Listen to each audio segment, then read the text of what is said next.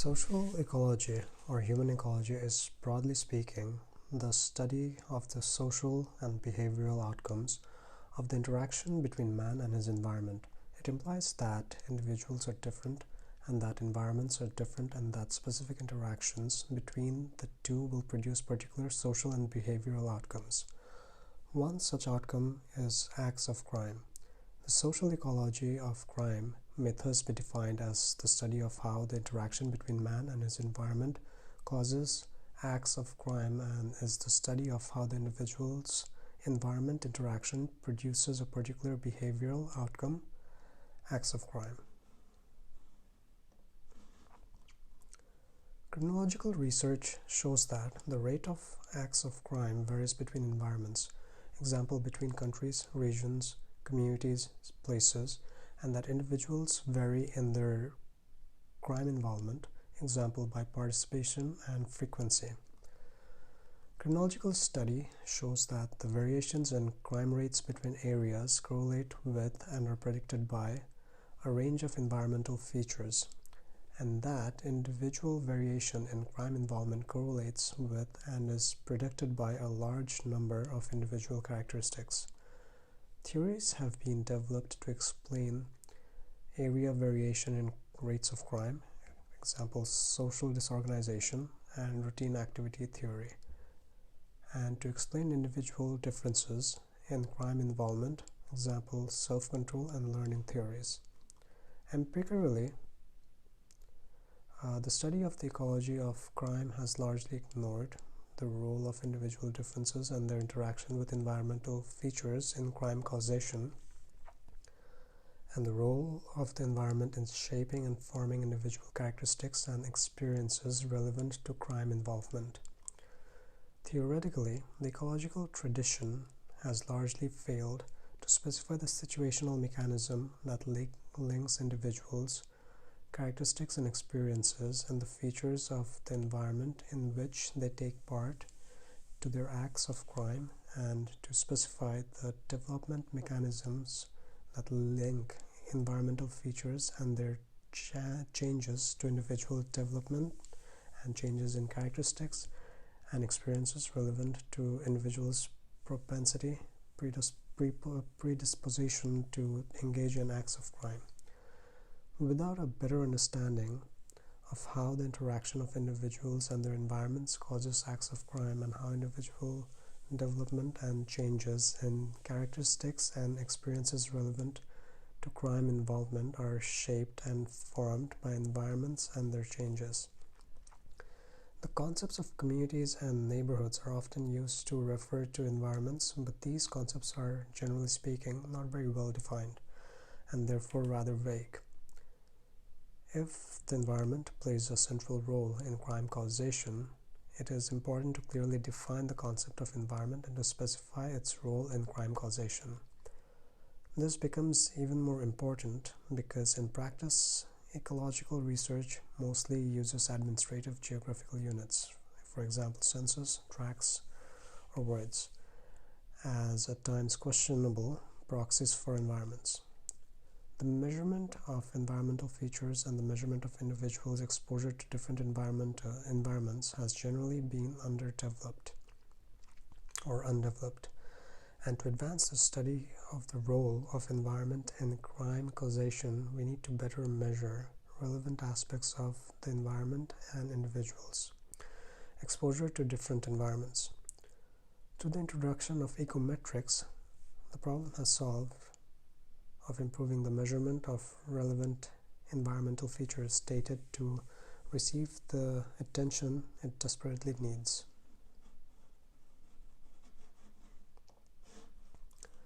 The study of ecology of crime and key findings and key concepts. The key empirical findings in the study of ecology of crime are that geographical areas or places are different in their social and physical environment, that the level of crime and the rate of residents' involvements in crime vary between places and areas, that there is a relationship or a correlation between a particular area or place, environmental features, and the level of crime. and the rate of residents' involvement in crime, and the changes in particular area or place. Environmental features can predict changes in their level of crime or residents' rate of crime involvement. Residential segregation in neighborhoods. The modern ecological perspective in the study of crime has largely emerged from the work of so-called Chicago School in the early part of 20th century. The main problem addressed by the Chicagoans in their study of crime was the relationship between neighborhood features and their occupants, particularly young occupants. Involvement in crime and disorderly behavior. This research was conducted against the background of the Chicago School's broader research into the social ecology of large urban areas, notably Chicago, which may be summarized as a study of the consequences of rapid urbanization for the residential segregation of the population in urban areas into natural areas of people of a similar kind, and the particular influence by natural areas, different structural and organizational features on the social behavior of their occupants. The Chicago School studied how processes of societal change in the U.S., example, the huge influx of different immigrant groups from Europe and black migrants from the South, caused rapid growth of northern urban areas like Chicago, and how different groups of newcomers to urban areas competed on social and economic grounds and with each other and existing ethnic and social groups over desirable and affordable residential space, the outcome of which was the residential segregation of ethnic and social groups into natural areas, neighborhoods, with particular structural and institutional characteristics that set the context for occupants' social behavior, and which was considered to explain neighborhood variations in residents' social behavior. There is no doubt that the early Chicagoans were inspired by Darwin's ideas of natural selection. In their explanation of residential segregation, the creation of natural areas or neighborhoods, that there are forces at work within the limits of the urban community, within the limits of any natural area of human habitation, in fact, which tend to bring about an orderly and typical grouping of its population and institutions. The research by Shaw and Mackey in 1969 in Chicago and some other large U.S. urban areas established that the rate of juvenile delinquents varied significantly between neighborhoods, and that there was a concentration of juvenile delinquents in a smaller number of neighborhoods, which they somewhat inadequately labeled delinquent areas. They showed that the rates of juvenile delinquents were associated with other social problems such as child mortality, tuberculosis, and mental illnesses. They also showed that rates of juvenile delinquents tended to be highest in poor and physically unattractive neighborhoods populated by migrant and immigrant populations. A major contribution to the development of neighborhood social disorganization theory was made by Kronhauser in 1978, who took on the task to more clearly than Shaw and Mackey had specifying the social processes that supposedly link population heterogeneity and residential instability in disadvantaged area to the occupants' level of crime involvement. There is residential segregation on economic grounds. Communities therefore vary in social and economic resources. At the one extreme, there are communities with a wealthy, residentially stable and homogeneous population. At the other extreme, there are communities with poor, residentially unstable and heterogeneous population. Social disorganization, defined as lack of structure through which common values can be realized and common problems solved, emerges in poor, residentially unstable and heterogeneous communities because it is difficult to realize common values and solve common problems due to such factors as poor communication resulting from residents' diverse and changing cultural backgrounds and experiences, poor trust, and lack of cohesion, but also because the social institutions, due to factors such as lack of money, skills, and personal investments by residents, tend to be inadequate, isolated from each other, and unstable, lack of community capital. Poorly functioning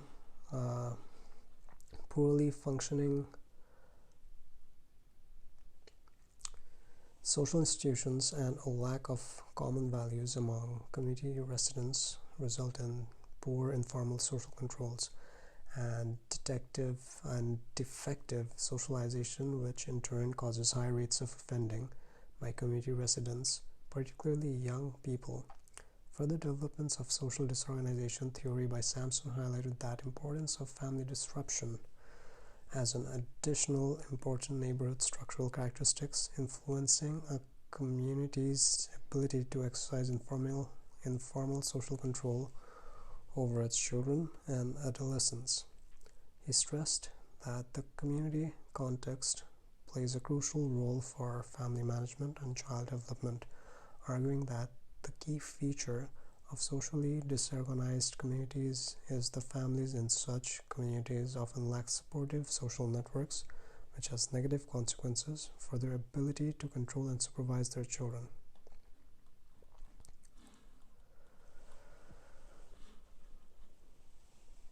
The concept of collective efficacy is to describe residents' willingness to intervene for the common good.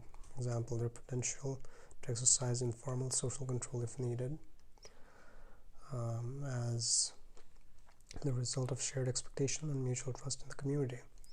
The concept of collective efficacy subsumes the concept of social cohesion, a community's ability to generate moral and social integration among its residents, and informal social control, monitoring, and intervention.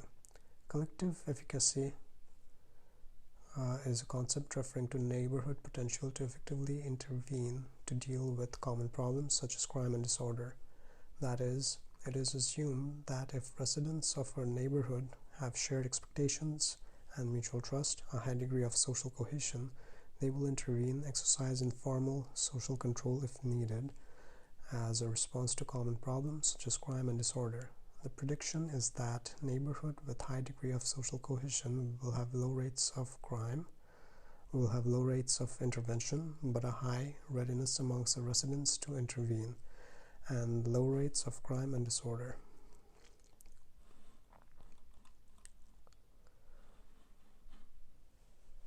The problem of disentangling situational and development influences, the main problem of just studying the influences of environmental features on acts of crime is that it ignores the fact that individuals commit crimes, and the individuals, depending on their circumstances and characteristics and experiences, will respond differently to particular environments. The main problem of attempting to disentangle environmental and individual influences on acts of crime is basically the same. Individual action is an outcome of the individual environmental interaction, and individual characteristics and experiences and environmental features should therefore not be treated as unrelated, independent influences. In other words, individual and environmental influences on acts of crime should ideally be studied as interaction rather than separate effects. Another problem with most ecological research, but not all ecological theory, is that it tends to ignore the role of the environment in informing and shaping individual characteristics and experiences, which tends to downplay the indirect role of the environment as a cause of the causes in discussions of crime causation. Developmental processes are best treated as interaction processes in which, at any given time, current characteristics inherent or acquired and prior experiences interact with current environmental experiences in maintaining or changing predispositions to respond in particular ways to specific environmental features.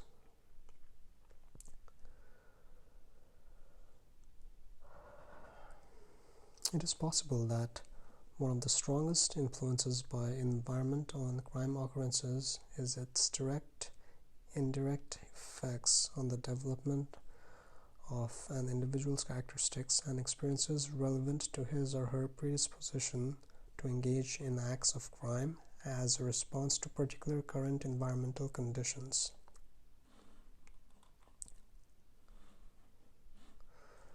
The problem with aggregates of actions as outcomes when studying individual action, we cannot escape the fact that crimes are individual actions and therefore ultimately have to be explained as such.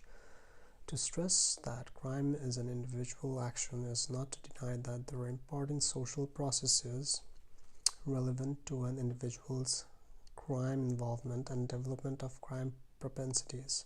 On the contrary, it emphasizes that we need to take seriously the problem of what links the structural and social organizational characteristics of the environment to individual action and development in order to explain the role of the environment in crime causation.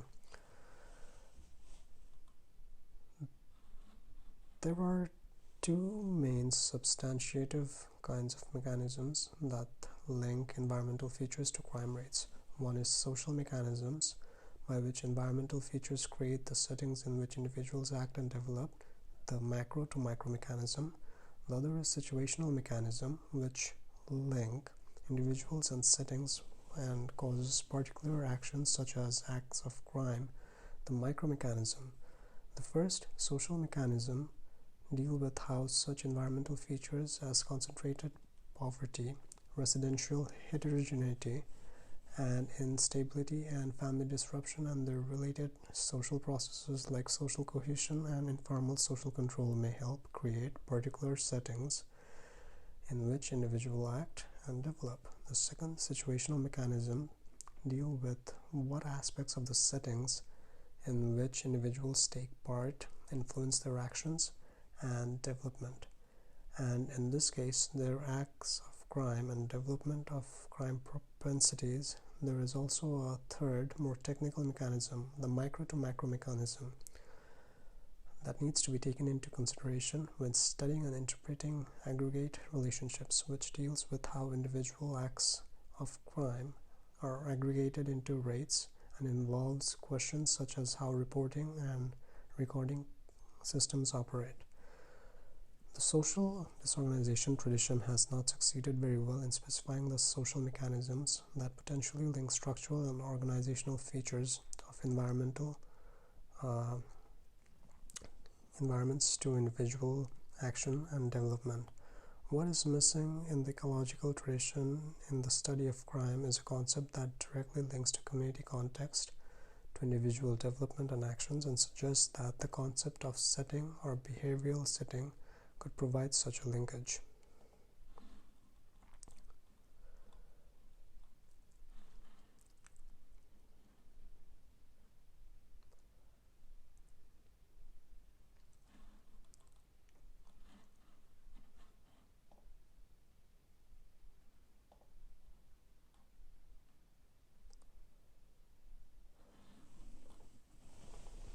Residents do not spend time outside their neighborhoods. They also commit crimes outside their neighborhood. Although there is a general tendency for offenders not to travel too far to commit acts of crime, it is still true that many crimes are committed outside the offender's neighborhood, and sometimes of crimes more so than others. The fact that individuals spend time outside their neighborhoods and commit crime outside their neighborhoods and get victimized outside the neighborhoods for that matter suggests that using the environment of an individual's neighborhood as the sole measure of his or her environment at times can be difficult to justify. A further problem of focusing on neighborhoods and environments is that it detracts attention from the role of non-residential environments in crime causation. Individuals do not only spend time and commit crimes or get victimized in residential environments. Land use and routine activity is an important strand of research in the ecological tradition is what has been referred to as environmental criminology. The key driving idea of environmental criminology is the variation in and concentrations of crime occurrences depend on differential opportunities to commit particular acts of crime created by spatial differences in social activities and physical features of the environment as a result of different land uses. Environmental criminology is primarily focused on studying the crime event and largely neglects the role of individual differences and how such emerge in the explanation of crime. The environmental criminology perspective stresses the importance of clearly analyzing the differences between offender and residence and crime distribution, a topic largely neglected by the social disorganization perspective, and brought into focus the role of non-residential environments, which were largely neglected by the social disorganization approach, and the physical aspects of the environment, primarily the man-made physical aspects of environment, which were largely neglected by the social disorganization perspective. Finally, environmental criminology pay a more detailed attention to temporal aspects of crime occurrences, seasonal, weekly, hourly variations in crime occurrences, than the social disorganization tradition too. In the environmental criminology tradition, temporal and spatial variation in crime occurrences is largely seen as an outcome of routine activities, everyday social activities. Since illegal activities must feed upon other activities, the spatial and temporal structure of routine legal activities should play an important role in determining the location, type, and quantity of illegal acts occurring in a given society or community.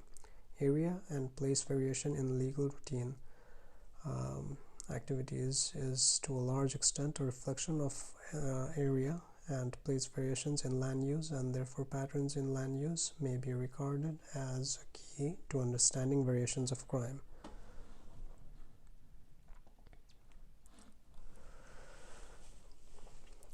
The proposed crucial concept is routine activity theory. Linking routine activities to crime occurrences may be regarded as that of opportunity. Opportunities are generally seen in this theory as caused by the availability of a suitable target and its lack of guardianship presented to a motivated offender. A capable guardian is a person perceived to be willing and capable to intervene to stop crimes.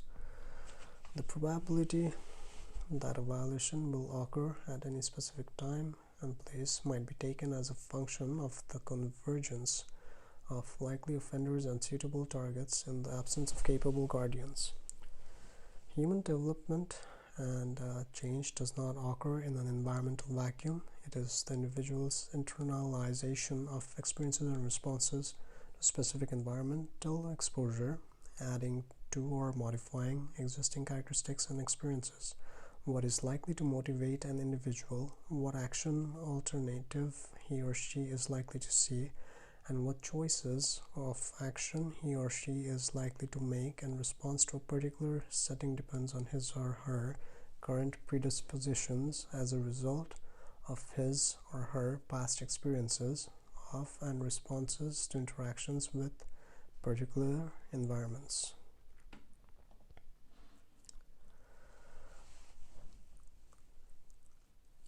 Spacetime budget by retrospective interview locates that subject hour by hour over specified periods, a couple of days, and codes where he or she is, geographical location, at what place, example home or classroom, with whom he or she spends time, peers or parents, and in one activity he or she is engaged, example studying or just hanging out, and if he or she is involved in any act of crime or other behavior of interest to the particular study.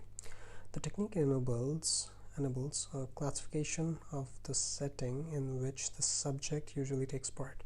This is an excellent method to study subjects' exposure to particular environments and vastly superior to the use of neighborhood structural and organizational features as a measure of an individual's exposure to environmental influences.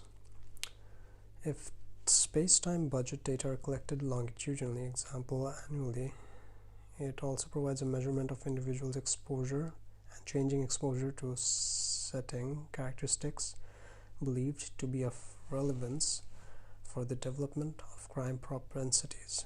The major drawback of space-time budget method is that it is very time-consuming and comparatively expensive, and therefore data collection covering longer periods of time than a couple of days are unlikely in normal circumstances of funding to be economically viable.